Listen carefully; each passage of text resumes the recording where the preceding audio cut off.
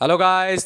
China develop कर रहा है नए Starlink killer anti satellite microwave weapon को, जो कि ताइवान को काट देगा यूएस से युद्ध के समय। तो मैं इसके बारे में और जानकारी देने जा रहा हूँ।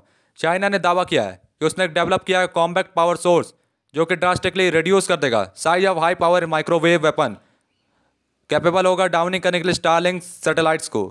तो जो स्टारलिंक सैटेलाइट्स यानी एलॉन मस्क की जो सैटेलाइट्स हैं अमेरिका के अंडर काम करती है, तो उनको डिस्ट्रॉय करने में ये काबिल होगा, यानी फोड़ देगा। और जो डिवाइस होगा प्रोड्यूस करेगा 10 गीगावाट्स ऑफ पावर, जो इसकी फ्रीक्वेंसी होगी 10 पल्सेस पर सेकेंड। चाइनीज़ मीडिया रिपोर्ट ने कहा है कि जो हाई इंटेंसिटी एनर्जी प्रोड्यूस की जाएगी इस डिवाइस द्वारा, ये जनरेट करेगी माइक्रोवेव बीम्स, जो कि पोटेंट होगी अनफ डैमेज करने के लिए ड्रोन्स को, एयरप्लेन्स को और सैटेलाइट्स को भी।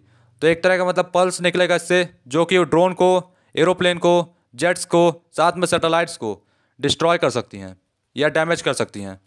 और जो टीम रिस्पॉन्सिबल है इसको डेवलप करने के लिए नए डिवाइस को, ये लेड की गई थी शूटिंग, जो कि एसोसिएटेड है college of advance interdisciplinary studies at national university of defence technology, Changsha Hunan province. Typically जो एनर्जी सप्लाई सिस्टम होगा कैपेबल होगा प्रोड्यूस करने के लिए एक हाई पावर आउटपुट, जो कि इंट्रिकेट होगा, बल्कि होगा और ऑक्यूपाई करेगा अबंडेंट स्पेस को। तो एक तरह का मतलब ये एनर्जी बना देगा, एक एनर्जी डिफेंस में भी मदद करेगा और अटैक में भी। तो इस तरह का इन्होंने एक डिवाइस बनाया है। लेकिन जो रिपोर्ट है इसमें कहा गया कि जो नया डेवलप डिवाइस है इसमें सारे required components such as capacitors और कंट्रोल सिस्टम अभी भी एकोमोडेट किया जाता है बुक शेल्फ द्वारा, क्योंकि स्मॉल साइज इसमें, तो मतलब बहुत ही स्मॉल साइज है, इसलिए अभी भी इसके ऊपर काम चल रहा है। और जो डिवाइस है बहुत ज़रूरी है मिलिट्री पर्पज़ के लिए, क्योंकि अनेबल करेगा माउंटिंग करने के लिए माइक्रोवेव वेपन को। तो माइक्रोवेव वेपन यूज़ हो सकता है ट्रक या रूप टॉप पे, छत के ऊपर भी हो सकता है, इसको यूज़ किया जा सकता है, या ट्रक के ऊपर। फैसिलिटेट करेगा unexpected attack on enemy targets passing through the sky. तो जो भी कोई टारगेट, मान लो जेट प्लेन है, एरोप्लेन है, आसमान से जा रहा है, नीचे ट्रक देखता है, उसको लगेगा ये हमला क्या करेगा, और उसके ऊपर ये डिवाइस लगा होगा, तो ये खतरनाक हमला या माइक्रोवेव छोड़ेगा, जो कि डायरेक्ट उस पर लगेगा और उसको ख़त्म कर देगा, डैमेज कर देगा, और साथ में वो गिर जाएगा, क्रैश हो जाएगा। और जो रिपोर्ट कहा गया कि जो डिवाइस होगा ये कनेक्ट होगा सिटी पावर ग्रिड, मतलब जो सिटी को पावर देती है, जो पूरी सिटी का केंद्र है जहाँ से सबको इलेक्ट्रिसिटी मिलती है, तो वहाँ से वो कनेक्टेड होगा। और जो टीम होगी इनकाउंटर करेगी some challenges while attempt to make this device operate efficiently. तो जो टीम इसको ऑपरेट करेगी उसको थोड़े चैलेंजेस का सामना करना पड़ सकता है, लेकिन वो इसको ऑपरेट कर लेगी सक्सेसफुली। और ये है चाइनीज़ साइंटिस्ट, इन्होंने compact 10 gigawatt power source high power microwave weapons के लिए बनाया है। इमेज इसका नेशनल सिक्योरिटी और डिफेंस टेक्नोलॉजी इंडिया में, चाइना में है। ये है भाई, इसका ट्रांसफार्मर है, कंट्रोल सिस्टम है, ट्रिगर जनरेटर है, CSTS है, डुअल स्पाइरल BPFL है, प्राइमरी कैपेसिटर है, फिल्टर कैपेसिटर है, चार्जिंग सिस्टम है। तो भाई गजब की कॉम्पैक्ट टेक्नोलॉजी बनाई ये। और चाइनीज़ साइंटिस्ट के हिसाब से जो जनरेटिंग हाई पावर इलेक्ट्रिसिटी होगा ये स्मॉल डिवाइस में होगा, ये लीड करेगा कैटास्ट्रॉफिक फेल्यूर में। प्रीलिमिनरी एक्सपेरिमेंट्स में देखा कि जो फ्लो ऑफ इलेक्ट्रिसिटी था एक्सट्रीमली हाई वोल्टेज में रिजल्ट हुआ शॉर्ट सर्किट में, और बर्न कर दिया गया था हार्डेंड इंसुलेटर्स को। तो हम लोग भी जानते हैं भाई, जब टेस्टिंग किया जाता है तो कुछ ना कुछ असफलताएं मिलती हैं। तो उससे में असफलता थी कि इसके इंसुलेटर्स जल गए थे, और शॉर्ट सर्किट हुआ था जब वोल्टेज को हाई किया गया था। और वेपन्स डिज़ाइनर के हिसाब से जो इलेक्ट्रिक पल्सेस थी ये सिमिलर थी और मेंटेन की गई थी फुल आउटपुट में सेवरल शॉट्स के बाद। लेकिन जो स्ट्रिंग एंड कॉन्स्टेंट है, इसने एडिशनल हर्डल्स है सेवरल ब्रिटल कंपोनेंट्स के लिए, स्विचेस और इंसुलेटिंग मटेरियल्स के लिए। अगर स्विच या इसके जो इंसुलेटिंग मटेरियल से डैमेज हो गए तो तब ये डिवाइस काम नहीं कर पाएगा, तो इसलिए इसको भाई संभाल के रखना होगा। और जो डिवाइस है बनाया गया है शिव टीम द्वारा, ये इलेक्ट्रॉन एसिलेटर है, इलेक्ट्रॉन की मदद से चलेगा, जिसमें पिकुलियर इंटीरियर स्ट्रक्चर होगा, रिसेंबलिंग करेगा DNA को। तो बहुत ही इंपॉर्टेंट स्ट्रक्चर इसमें, जो कि DNA को जोड़ता है। रिपोर्ट में कहा गया है कि जो एसिलेटर होगा ये 2 स्पाइरल ट्यूब्स को structured like double helix of genetic material को यूज़ करेगा एसिलरेट करने के लिए इलेक्ट्रॉन्स को। तो इससे मतलब DNA जैसे चीज़ की ज़रूरत होगी जो इलेक्ट्रॉन्स को चलाएगा। और ये जो डिस्टिंक्टिव डिज़ाइन होगा फैसिलिटेट करेगा प्रोडक्शन को ultra high power electron beams में, जो रेस्ट्रिक्टेड स्पेस में। और चाइनीज़ साइंटिस्ट ग्लाइसरीन, जो कि चीप लिक्विड केमिकल है, उन्होंने ऑफर किया एक्सीलेंट इंसुलेशन और रिक्वायर्ड किया no upkeep of the field, जो कि यूज़ करेगा सबमर्ज करने के लिए स्पायरल ट्यूब्स को। और ये क्लेम किया कि जो शॉर्ट सर्किट डिसअपियर हो जाएगा, मतलब गायब हो जाएगा, जब वो फिगर आउट कर लेंगे कि माइक्रोस्कोपिक बबल्स ग्लिसरीन में कहाँ से जाएं। तो मतलब ये जो बबल्स भी इसमें बनते हैं तो उनको कहाँ से हटाया जाए, और उसके लिए जब वो सॉल्यूशन मिल जाएगा तो ये जो शॉर्ट सर्किट हो रहा है इस डिवाइस में वो बंद हो जाएगा। और चाइना बस एक चीज़ को चिंता में है और वो है स्टारलिंक। तो हम लोग जानते हैं गाइस, स्पेस एक्स का स्टारलिंक सैटेलाइट रसिया के खिलाफ है यूक्रेन युद्ध में। एक्सपर्ट्स ने कहा है कि चाइना की मिलिट्री वो एक्सेलरेट करिए डेवलपमेंट का हाई पावर माइक्रोवेव वेपन्स को। वो इसीलिए माइक्रोवेव वेपन्स बना रही है ताकि स्टारलिंक जैसे जो सैटेलाइट्स हैं उनको डिस्ट्रॉय कर सके।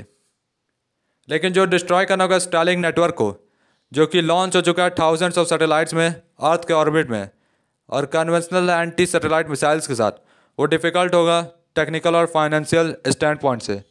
तो मतलब अगर चाइना हमला करता है टेस्ला पे या उसके सैटेलाइट्स पे, तो हो सकता है टेस्ला अपनी कंपनी भाई चाइना से निकाल ले, जो चाइना के लिए फाइनेंशियली बहुत दिक्कत होगा। और जो सैटेलाइट्स है उसमें एंटी मिसाइल्स भी लगे हैं, तो अगर चाइना हमला करता तो हो सकता है उसका सैटेलाइट ही पहले तबाह हो जाए हमला करने से पहले, और दिक्कत हो सकती है फाइनेंशियली भी। और जो एलॉन मस्क है वो कुछ ना कुछ डिसीजन भी ले सकते हैं चाइना के खिलाफ। तो जो माइक्रोवेव कैनन्स है वो बहुत ही इनएक्सपेंसिव वेपन है, तो मतलब बहुत ज़्यादा महंगे नहीं है, जो कि बस सैटेलाइट के कम्युनिकेशन को ब्लॉक कर देते हैं और इरिपेरेबली डैमेज उनके इलेक्ट्रिकल सिस्टम्स को, यानी थोड़े समय के लिए डैमेज भी कर देते हैं सैटेलाइट के इलेक्ट्रिकल सिस्टम्स को। और बेन लुइस जो कि डिफेंस एनालिस्ट है, फोकस किया है PLA के ऊपर, डेवलपमेंट और ताइवान सिक्योरिटी इशूज़ के ऊपर। उन्होंने कहा है यूरेशियन टाइम्स को कि जो हमने देखा है कि इफेक्टिव स्टारलिंक ने कैसे कम्युनिकेशन फैसिलिटी को यूक्रेन में चालू करवाया, और चाइना इसी के ऊपर चिंता कर रहा है अपने पोटेंशियल यूटिलिटी को ताइवान के ऊपर लेकर और US फोर्सेस के ऊपर लेकर ताइवान कंटिजेंसी सिनेरियो में। तो चाइना को डर है कि उसका भी रसिया जैसा हाल हो सकता है जैसा रसिया का हुआ है, क्योंकि रसिया ने कम्युनिकेशन को भले ही बंद करा दिया, लेकिन स्टारलिंक की वजह से यूक्रेन को दोबारा कनेक्शन मिल गया और रशिया को काफ़ी तगड़ी चोट लगने लगी। इसलिए वो परेशान है कि ऐसा चाइना के साथ ना हो जब वो ताइवान के ऊपर हमला करे। और वेपन्स जो है चाइना के पास ऐसे हैं जो स्टारलिंक को डैमेज कर सकते हैं, लेकिन चाइनीज मीडिया ने मेंशन किया स्टारलिंक में कि इस पर स्पेसिफिकली इंडिकेटिव होना चाहिए how seriously they view Starlink. उन्होंने कहा है कि वो अभी स्टारलिंक को उतना बड़ा खतरा नहीं माने हैं, लेकिन हाँ अगर स्टारलिंक हमारे विरुद्ध जाएगा या हमारे अगेंस्ट काम करेगा तो हम लोग इसको खतरा मानने लगेंगे। अभी में फ़िलहाल इन लोगों उतना भी बड़ा खतरा नहीं माने हैं। और इस फाइल इमेज में आप देख सकते हैं कि भाई कैसे एक लेज़र एक सैटेलाइट को डिस्ट्रॉय कर रहा है। लेकिन इस मोमेंट पे जो मेजॉरिटी ऑफ एनालिस्ट इक्विपमेंट है, इन्होंने प्रोड्यूस किया माइक्रोवेव को किलोवाट या मेगावाट पावर लेवल में। और लेटेस्ट रिपोर्ट में कहा गया कि जो रिसेंट एस्टिमेट हुआ है साइंटिस्ट के द्वारा पीपल लिबरेशन आर्मी में, उन्होंने कहा कि डैमेज करने के लिए सैटेलाइट को वो पावर चाहिए होगी माइक्रोवेव बीम की, वो गीगावाट या उससे ज़्यादा चाहिए होगी। और ये पावर भाई बहुत होती है, मान के चलो। चाइना अभी US से पीछे है और रसिया की तरह है यूज़ करने में हाई पावर माइक्रोवेव टेक्नोलॉजी को। और US डिफेंस कंपनी रेथियन ने अनाउंस किया 2018 में, कंपनी ने यूज़ किया हाई लेवल एनर्जी को और हाई पावर टेक माइक्रोवेव को 45 ड्रोन्स को टेक डाउन करने के लिए एक्सरसाइज में, यानी 45 ड्रोन्स को उड़ाया गया और इस टेक्नोलॉजी को यूज़ करके 45 ड्रोन्स को तबाह कर दिया गया। तो भाई अमेरिका काफ़ी आगे चल रहा है रसिया और चाइना से इस मुकाबले में। नेवरलेस ये वेपन्स जो है यूटिलाइज किया जा सकता है एंटी सैटेलाइट वेपन की तरह सैटेलाइट को नाबूद करने में, और चाइना को अलाउ कर सकते हैं स्टारलिंक सैटेलाइट्स को हैक करने में और तबाह करने में भी। लुइस ने मेंशन किया कि जो एंटी सैटेलाइट वेपन्स होंगी ये बहुत इंपॉर्टेंट रोल प्ले करेंगी मॉडर्न कन्वेंशनल वॉर में, फ्यूचर वॉर में चाइना के साथ भी।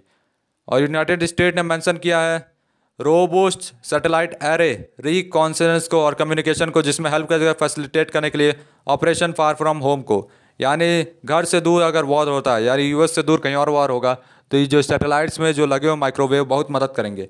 मान लो जैसे यूरोप में युद्ध होता है तो अमेरिका की सेना को वहाँ जाना है तो वो पहले वो सैटेलाइट से वहाँ के दुश्मनों के कुछ टैंक्स और सबमरीन्स जो भी होते हैं उन सबको तबाह कर सकती है। और जो US operational against Chinese forces में यदि US चाइना के ऊपर हमला करती है तो Taiwan contingency China will seek to disable destroy US satellites using ASAT weapons. तो चाइना भी हमला करेगा ASAT वेपन्स के द्वारा और डिसेबल कर देगा, डिस्ट्रॉय कर देगा US के सैटेलाइट्स को। और जो नया सिस्टम है दूसरा मैटर है चाइना का, जो यूज़ करेगा अपने टास्क को फुलफिल करने के लिए, इंक्रीज़ करेगा ट्रीट यूएस सैटेलाइट्स ड्रोन्स के लिए और एयरक्राफ्ट के लिए। तो यूएस के जितने भी लड़ाकू विमान हैं उन सब के लिए चुनौती हो सकती है। अदर वर्ड्स में जो चाइना की सिग्निफिकेंट प्रोग्रेस होगी क्रिएट करने में high power microwave weapons indicate करते हैं स्ट्रॉन्ग डिजायर प्रोसेस करने के लिए, एबिलिटी डिस्ट्रॉय करने के लिए एनिमी सैटेलाइट्स को in the event of a conflict. यदि युद्ध होता है तो चाइना का बहुत ही इच्छा है कि जो देश हमसे युद्ध कर रहा है उसके पहले स्पेस पे जितने भी सैटेलाइट्स हैं उन सबको तबाह किया जाए, तब उसके बाद उस देश पे चढ़ाई की जाए। तो गाइस तब तक के लिए goodbye, tata bye bye.